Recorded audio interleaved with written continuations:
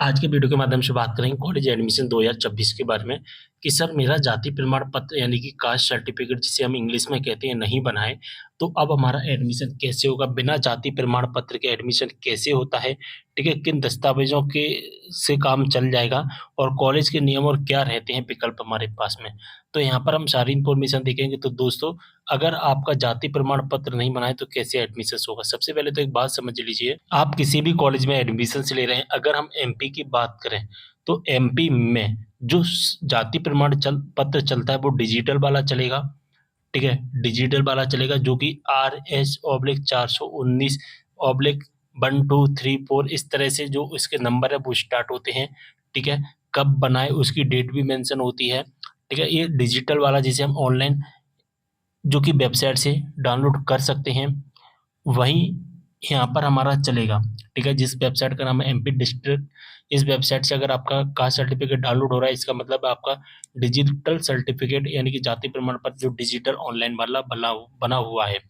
अब दोस्तों, आप एमपी के किसी भी गवर्नमेंट या प्राइवेट कॉलेज में अगर एडमिशन्स लेते हैं, तो एडमिशन के समय आप सभी जानते हैं कि रजिस्ट्रेशन करवाया जाता है और रजिस्ट्रेशन के समय हमसे पूछा जाता है कि आप किस जाति के हो, जनरल के हो, सॉरी, आप किस कैटेगरी में आते हैं? जनरल कैटेगरी में, ओबीसी कैटेगरी में, एससी कैटेगरी में और एसटी कैटेगरी में। तो ओबीसी का अलग बनता है, एससी का अलग बनता है, एसटी का अलग बनता है। ठीक है, आपने मान के चलिए कोई कैटेगरी सिलेक्ट की, ठीक है, आपको पता है कि जब तक आप कोई कैटेगरी सिलेक्ट नहीं करोगे आपका फॉर्म नहीं भरेगा। मान के चलिए आपने ओबीसी कैटेगरी सिलेक्ट करी, तो जैसे ही आप कैटेगरी सिलेक्ट करते हैं, आपसे बोलेगा कि आप अपने जाति प्रमाण पत्र का नंबर अपलोड करिए, यानी कि जो RS/419 से स्टार्ट होता है। साथ ही कब बना है वो भी आप डेट मेंशन करिए। तो यहाँ पर आपको एक चीज़ समझ में आ गई होगी कि जब तक हम अपनी कैटेगरी सिलेक्ट नहीं करेंगे और जब तक कैटेगरी सिलेक्ट करने के बाद में अपना जाति प्रमाण पत्र का नंबर नहीं डालेंगे, हमारा जो स्टेप है आगे नहीं बढ़ेगा। तो अगर आपका जाति प्रमाण पत्र नहीं बना है, आपको जाति प्रमाण पत्र बनवा लेना है और जाति प्रमाण पत्र के बिना आपका एडमिशन्स नहीं हो पाएगा। अब इसके लिए एक विकल्प हो सकता है।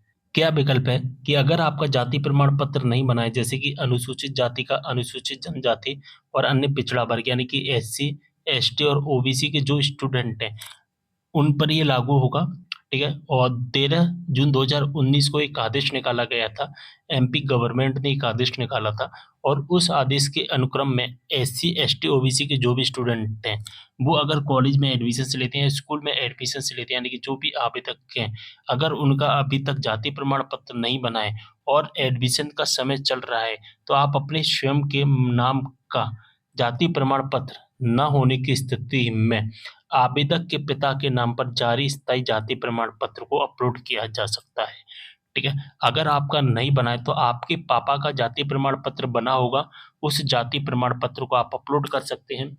और जाति प्रमाण पत्र अपलोड करने के बाद में कॉलेज में आपको ये बताना होगा कि अभी हमारा जाति प्रमाण पत्र नहीं बना है, 15 दिन में या 20 दिन में या 1 महीने में हमारा जाति प्रमाण पत्र बन जाएगा, तो हम उसे अपलोड कर देंगे, यानी कि आपको प्रोवाइड कर देंगे। ठीक है, ये चीज़ें आपको बतानी होती है। तो अगर आपका नहीं बना है, यानी कि जो स्टूडेंट एडमिशन्स ले रहे हैं, अगर नहीं बना है तो आप अपने पिता का लगा सकते हैं। केवल और केवल पिता का लगेगा, माता का नहीं लगेगा, इस बात का भी ध्यान रखना है। क्योंकि यहाँ पर पिता का नाम ही मेंशन किया गया है और इस जो नोटिफ़िकेशन नंबर है वो यहाँ पर आप देख सकते हैं।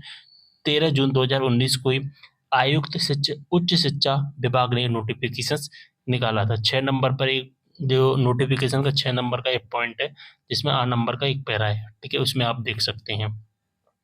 तो समझ में आ गया कि अगर आपका नहीं बना है तो आप अपने पिता का लगा सकते हैं, लेकिन कोशिश करना कि आप अपना ही लगाएँ और जो जाति प्रमाण पत्र होगा वो डिजिटल वाला ही लगाना चाहिए, इस बात का भी आपको ध्यान रखना है। ठीक है, सारी चीज़ें समझ में आ गई होंगी। वीडियो को शेयर करना है। मिलते हैं अगले वीडियो में एक और जानकारी के साथ, तब तक के लिए बाय।